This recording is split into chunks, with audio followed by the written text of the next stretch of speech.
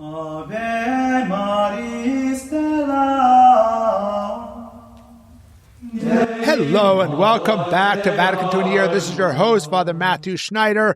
I am a priest for the Legionaries of Christ and I teach theology. This is a podcast on the StarQuest Production Network at sqpn.com.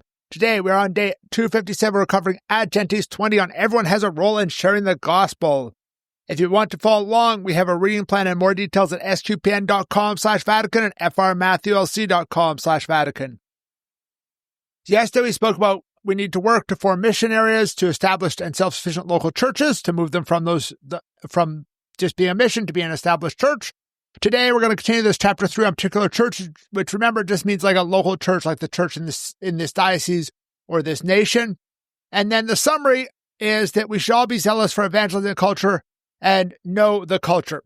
This paragraph is honestly one of the least cohesive thematic paragraphs, so it's kind of a bit all over, but that's the closest I get to a one-line summary. So paragraph 20 here has 8 subparagraphs, and we're going to read them in 5 groups. So A and B, seek out unbelievers to share the gospel and understand them. C and D, priests, religious, and laity should be zealous for the local flock.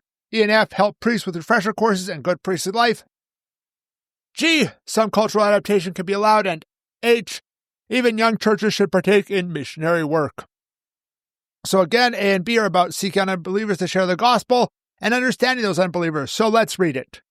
A, since the particular church is bound to represent the universal church as perfectly as possible, let it realize that it has been sent to those also who are living in the same territory with it and who do not yet believe in Christ. By the life witness of each one and of the faithful and of the whole community, let the particular church be a sign which points Christ out to others.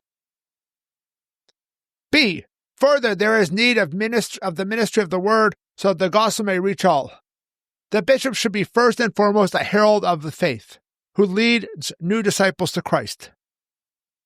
In order that he may properly fulfill this noble task, let him thoroughly study both the conditions of his flock and the private opinions of his countrymen concerning God, taking care to note also those changes which urbanization, migration, and religious indifferentism have introduced.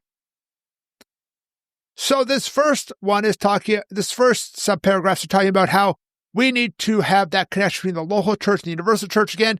We need to know and love Jesus. We need to witness to all people. And by universal church, it's the gospel is spread to all people. So the local church is responsible for spreading to those people in the local area.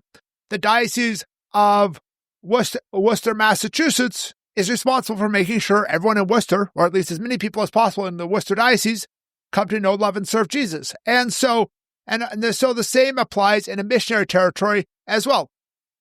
So we need to do this. We need to be witness to the side.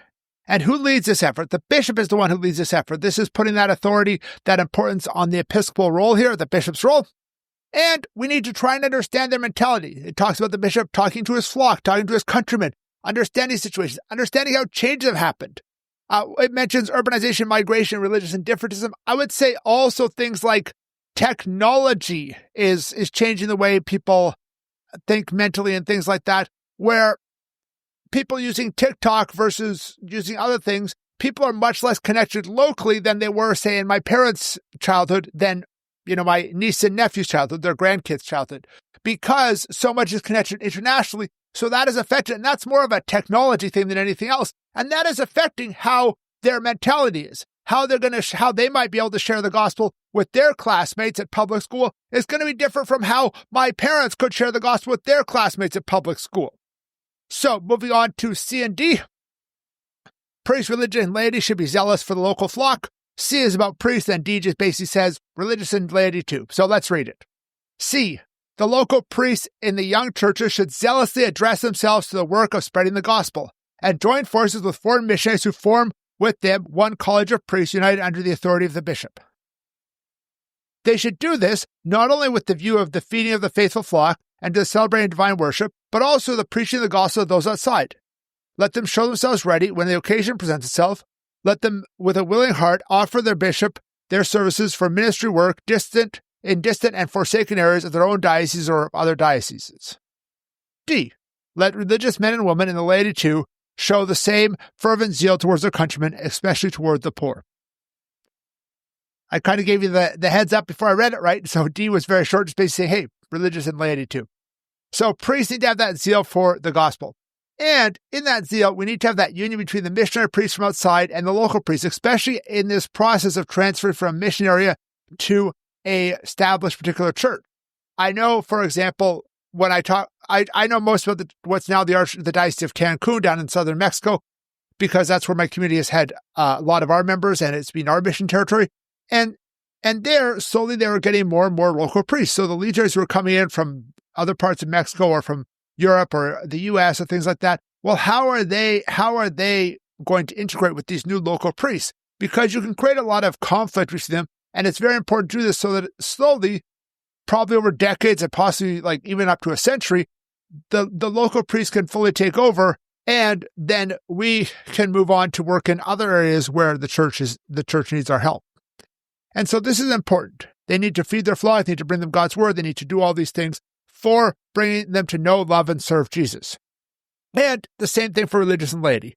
I think being sent out to mission in far stretching corners of the diocese and things like that, or in foreign dioceses, special situations, I think that more pertains to priests and religious than laity, because laity usually, not always, usually are married, and it's much harder to move kids around and things like that.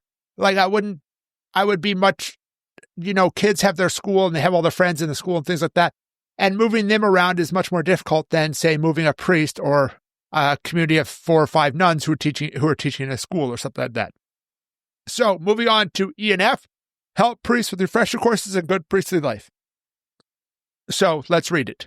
E, Episcopal conferences should see to it that the biblical, theological, spiritual, and pastoral refresher courses are held at stated intervals, with the intention that among the vicissitudes and changes, the clergy may acquire full knowledge of the theological stances, sciences, and of pastoral methods.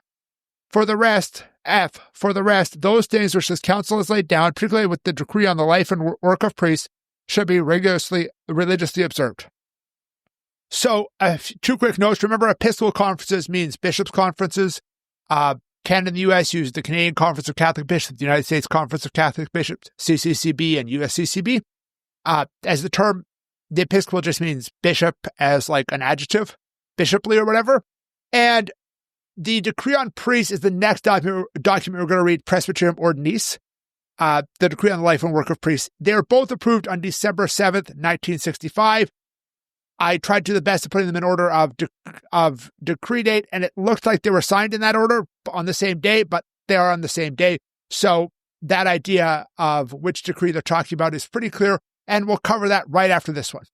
So now going on to what we're talking about here, priests need to constantly continue formation. This is one thing that's super important for priests. I know my own committee encourages most of the priests to study. Used to be like 1 hour a day, and now it's more just like 15, 20 hours a month to be more spread out, because some priests really like, okay, I'm going to just dedicate on my schedule one or 2 days, like 2 days a month to really study, rather than try and do a little bit here and there. And that's fine. That works. And we also need to adapt. And we also have 1 week a year where we get together, usually have like 3 or 4 days of study in that. And we need to adapt to the culture. We need to understand the culture and adapt to it. Those are the kind of things we need in those refresher things.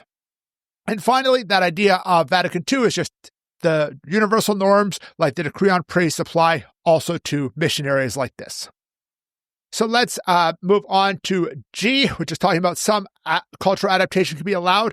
And it also is one of these ones that's kind of thematically difficult to kind of summarize the entire subparagraph, even in one line. So let's read it.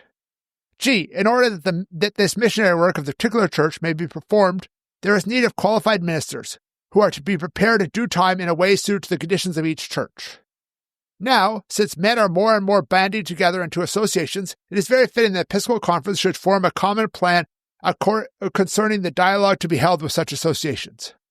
But if perchance in certain regions groups of men are to be found who are kept away from embracing the Catholic faith because they cannot adapt themselves to a particular form which the church has taken on there, it is hoped that this condition will be provided for in a special way until such time as Christians can gather together in one community.